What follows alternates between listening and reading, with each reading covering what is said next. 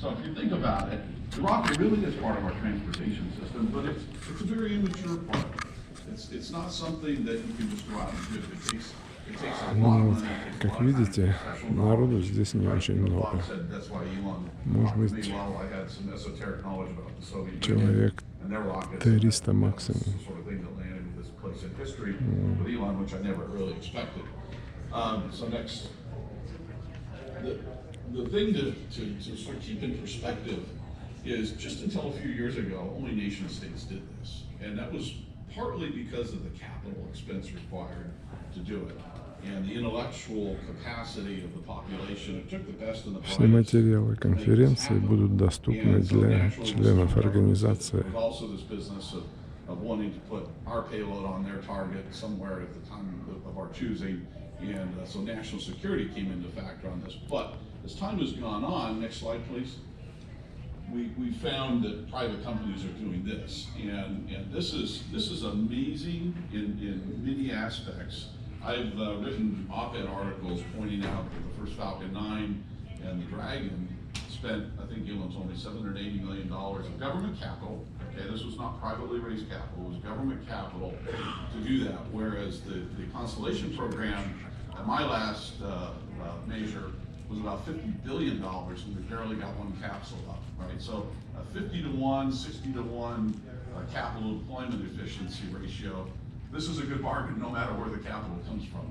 So this capital efficiency and thus the speed to getting these things to work is really the great revolution. So the rockets themselves are better, but they're not the magnitude innovation that we see except in the financial side. Next. So large launch is hard, and even though SpaceX makes it look easy, this is hard stuff, right? And anybody that's tried to build rockets, who's blown engines up, who's, you know, I had a guy that worked for me at Vector who's missing fingers, and I said, what happened? He goes, pump guy. I said, okay. So stuff happens. I mean, these are energetically dense machines. They're simple as Bob points out, and I made that same analogy. They're far less complicated than the average car that you all drove here in. But nonetheless, they're very hard, particularly when you get into large scales. Handling anything this big with that much explosive potential has its issues. Next, please. And they're also capital intensive. So you just look at what it takes to even move an engine of this size, right? These are all specialized equipment and so forth. So to test it, to move it, to work on it, it's all very capital intensive. So large launch will always have its place, but it has its major drawbacks of mainly capital intensity and size and logistics. Next. So this is a lot like the public transportation systems, particularly trains. You know, if you're here in California, I know we're always going back and forth on you know, whether or not we're going to put a high-speed rail in the middle of the states. Texas is doing the same thing. These are multi-billion-dollar investments, and in the same way, it's appropriate to think of rockets as much like the train systems. They require their own special infrastructure. They require a lot of sort of the cooperation of the public. In this case, they have to go through private land. When we launch big rockets, we have to launch around private people's homes. I've been involved with the guys out of Camden, Georgia. There's 3 people on one island that are stopping them from getting the valid launch license there because the rockets fly over their heads. So there's a lot of analogies that draw together on these, but in the end, they happen because there's a great public need for them. Next. And there's always going to be a place for launching people. So if you launch people, you need a big rocket, no doubt about it. And so for the longest time, I would have companies like Boeing, Lockheed. I was a consultant, and they would, especially in the early days when SpaceX was starting to have some success, they would ask me to come talk to them, and they would say, "What in the hell is Elon Musk thinking?" And I would tell them, even this was 10 years ago, I'd say he wants to go to Mars.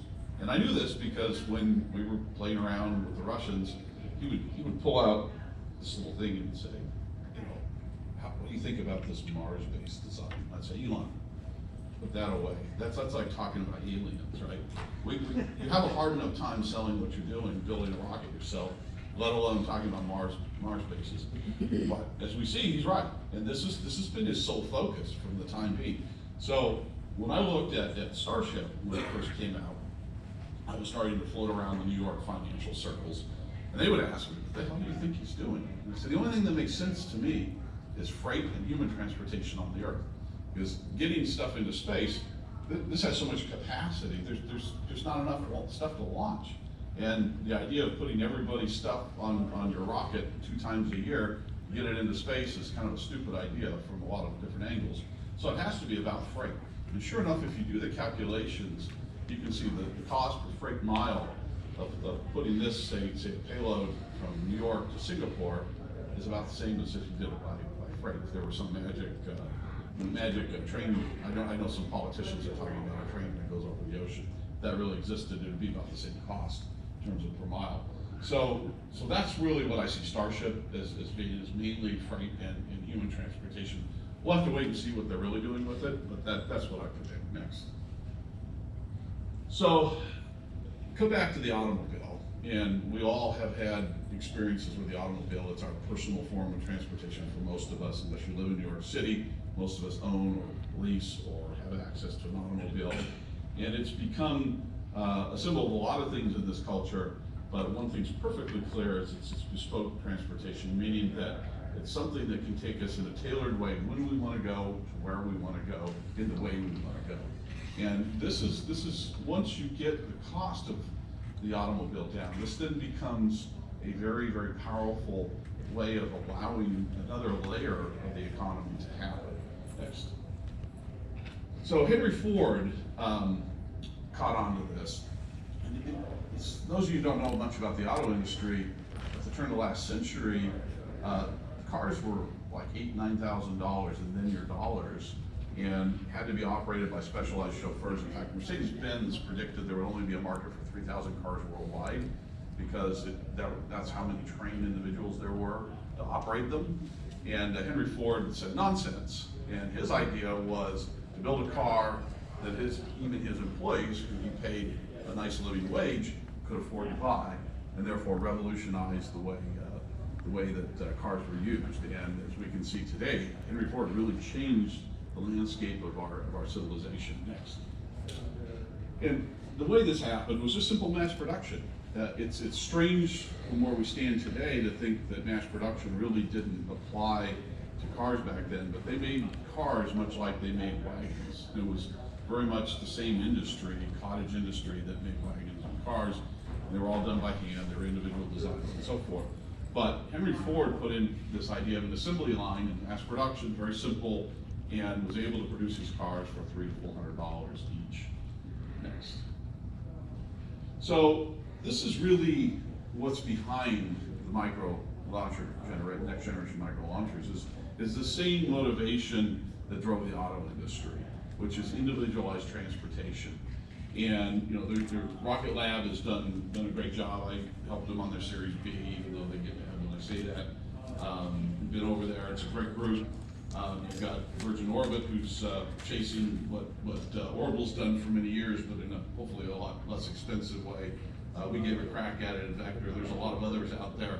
But this whole motivation for small launch vehicles is really based in some economic realities that most people don't really think about. Next slide. So there's competing approaches. So we talked about reusability of large vehicles, and we're talking about mass-produced small vehicles. Those really represent sort of two ends of the spectrum of competing economic models. Here's another thing that SpaceX gets mad at me when I say, there's whole pages on Reddit about me that they yell at me. But I made the statement that the reason that reusability was brought in on Falcon 9, besides being a Mars technology, Mars landing and takeoff technology, it got the flight rates up of these large boosters that they had difficulty producing more of. So by getting your flight rates up, you amortize your cost of your standing army and your very expensive infrastructure. Anybody ever been to Cape Canaveral? I was just there yesterday, and pads and such out there are very expensive for these rockets to put together. And so the more you amortize that over more flights, the cost comes down. And so you look at SpaceX, I think last year they did somewhere around 20 flights. I don't know how many this year they're up to, but that's really the motivation for reusability. In my book, and I know Jim French would back me up on this. We did the classic calculations of what's the payback period on a reusable vehicle, it comes at about 5 to 10 reflights of the same vehicle. And so when SpaceX brags about 2 or 3, that's a great accomplishment, but you're not recovering that non-recurring engineering that you put into it. So where the motivation is again, to get the cost down by through the flight rates going up.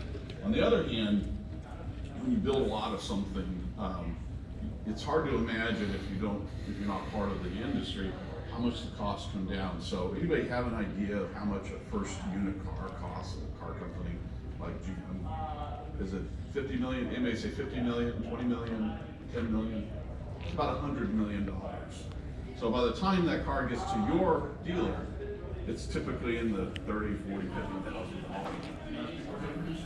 Так, я хочу немножко отключиться и позадавать вопросы людям, которые регистрируют, потому что вся вот эта вот техническая часть, она, в общем, вся будет на веб-сайте, на Марс-сайте, это все можно будет там посмотреть.